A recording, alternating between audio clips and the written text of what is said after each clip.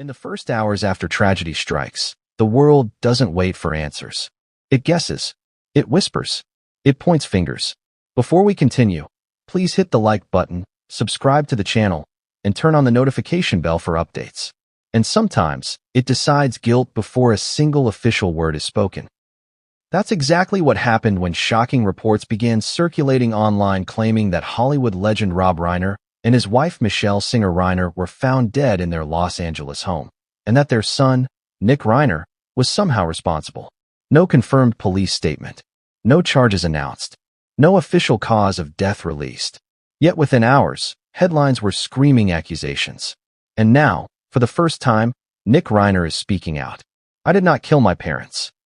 Those 8 words have become the center of a media firestorm, one that raises uncomfortable questions about grief, rumor, and how fast narratives can spiral out of control.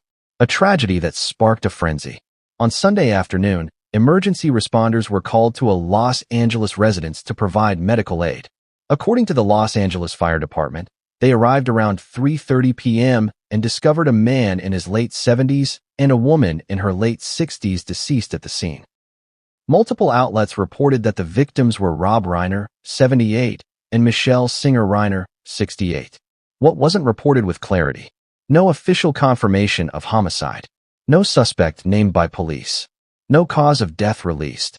No arrest announced.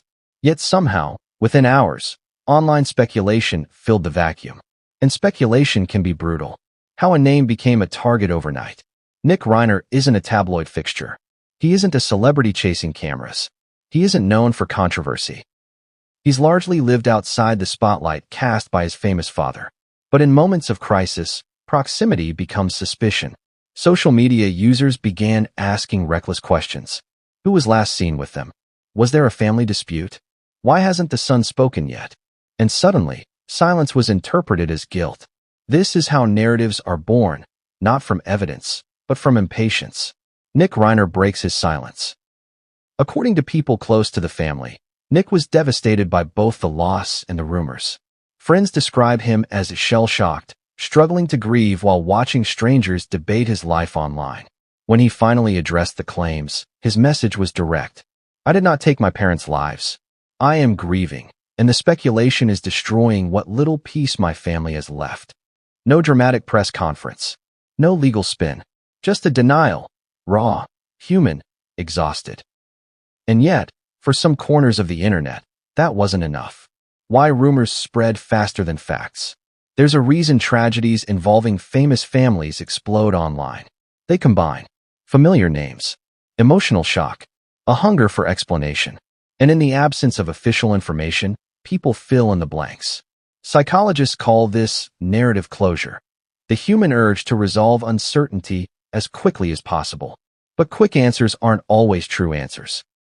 And once a false idea takes root, it's incredibly hard to uproot. The dangerous power of unnamed sources. One of the most troubling aspects of this story is the reliance on sources close to the family, a phrase that sounds authoritative but often means nothing verifiable. Who are these sources? Friends? Distant acquaintances? Secondhand gossip? Without confirmation from law enforcement, unnamed sources should never be treated as proof. And yet, headlines don't always wait. What police have and haven't said. As of now, no police department has publicly confirmed a homicide. No suspect has been named.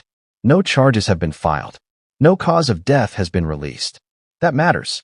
In the justice system, facts come before conclusions, not the other way around. Anything else is speculation. Grief under a microscope. Imagine losing both parents, and then opening your phone to see strangers accusing you of murder. That's not just trauma. That's psychological devastation.